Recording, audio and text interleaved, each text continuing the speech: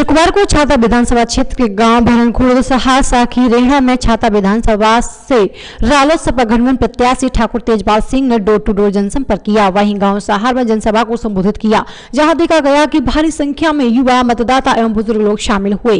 इसके बाद गाँव की सरदारी ने साहब बांधकर नोट एवं फूलों की माला पहनाकर गदा देकर जोरदार तरीके से उनका स्वागत सम्मान किया। उसके साथ प्रत्याशी ठाकुर तेजपाल सिंह ने जनसभा को संबोधित किया और बीजेपी सरकार पर निशाना साधते हुए कहा कि वर्तमान सरकार ने उत्तर प्रदेश की जनता को ठगने का कार्य किया है। सभी विभागों में भ्रष्टाचार चरम पर है। कोई भी काम जो सरकार को प्रदेश की जनता के लिए करना चाहिए तो वह काम नहीं हुआ है। बेरोजगारों को रोजगार नहीं मिला है, न ही 5 साल में छाता शुगर मिल चालू हो पाई है। इस बार छाता विधानसभा में जनता बदलाव चाहती है।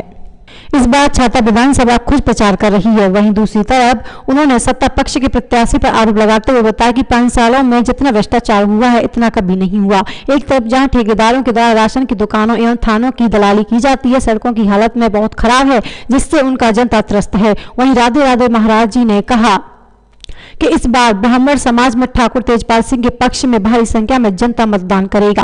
और आगे बोलते हुए उन्होंने कहा कि जनता इस बार छाता में से नहीं बल्कि पूरे उत्तर प्रदेश में बदलाव चाहती है। वहीं प्रत्याशी ठाकुर तेजपाल सिंह ने कहा कि इस बार सपा से राष्ट्रीय अध्यक्ष अखिलेश यादव के नेतृत्व में जयंत चौधरी के समर्थन में सरकार बनाएंगे और विकास की गंगा बहाएंगे। उन्होंने कहा कि 5 सालों में बीजेपी के द्वारा जो प्रताड़ना एवं भ्रष्टाचार लोगों को देखने को मिला है उसको हम जड़ से समाप्त करेंगे एवं एक नई साफ सुथरी छवि को सरकार के आने वाले 5 वर्षों में जनता को देखने को मिलेगी। छाता शुगर मिल को चालू करवाया जाएगा। वहीं उन्होंने कहा कि प्रधान रामवीर की हत्या का खुलासा करके पुलिस ने बहुत ही बढ़िया कार्य किया है एवं वर्तमान कैबिनेट मंत्री के प्रतिनिधि हमारे कार्यकर्ताओं के झूठे केस में फंसाने की कोशिश की, जबकि उन्हीं के करीबी लोगों ने प्रधान रामवीर की हत्या करवाई है।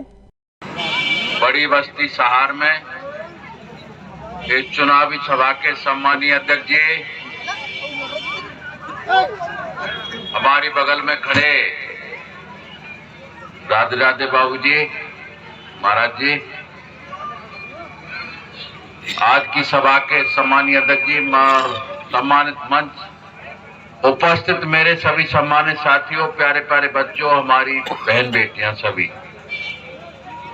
मित्रों, बात तो सभी लोगों ने कह दी है, बहुत कुछ आपको बता भी दिया है। किस मकसद से आए, किस मकसद से नहीं आए, मैं आपसे एक ही बात कहना चाहता हूं। 10 तारीख को आप बहुत अहम फैसला लेने जा रहे हैं और अहम फैसला मैं इसको इसलिए कह रहा हूं कि सियासी हुकूमत का फैसला है, राजकाज का फैसला है। ये फैसले बड़े सोच समझ के लिए जाते हैं, ऐसे नहीं लिए जाते को वो इधर जा रहा है तो मैं इधर जाऊंगा, वो उधर जाएगा तो मैं इधर जाऊंगा, ऐसे नहीं लिए जाते। अगर कोई विकास का काम होता है तो वो सभी के हित के लिए होता है, उस पर ऐसा नहीं होता कोई व्यक्तिगत किसी लिए।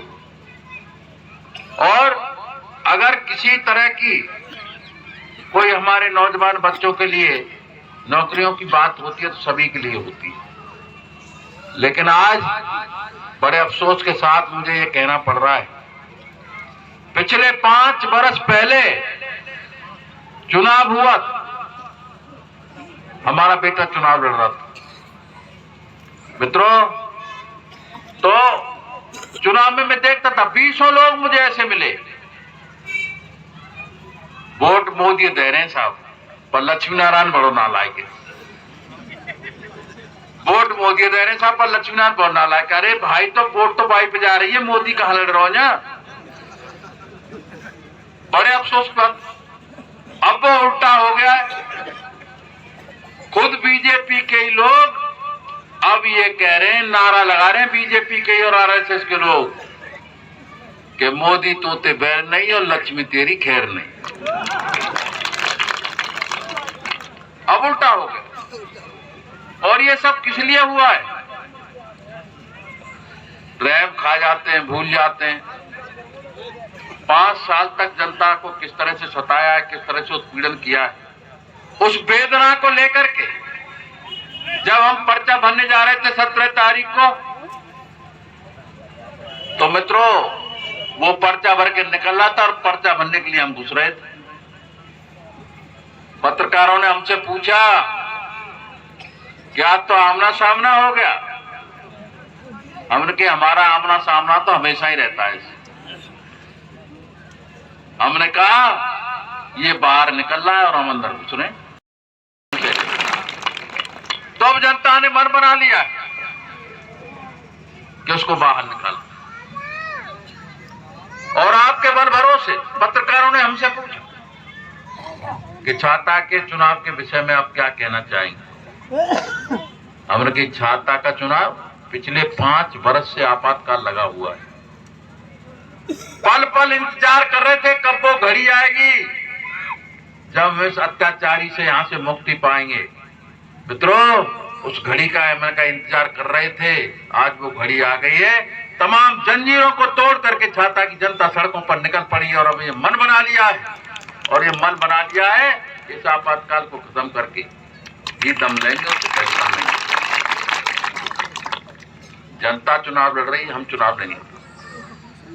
मित्रों, कैसे कैसे झूठे वादे करते हैं, कैसा अजीब हाल है। देखिए, मैं आपको बता दूं, सुबह से शाम तक दलाली, दस्तूरी, लूट खसूट कितने काउंटर खोल रखे हैं, थाने तहसील, सिवाय इसके किसको कोटा दिलवाना है, किससे हटवाना है, किसको थाने में बंद कराना है, किसको छुड़वाना है।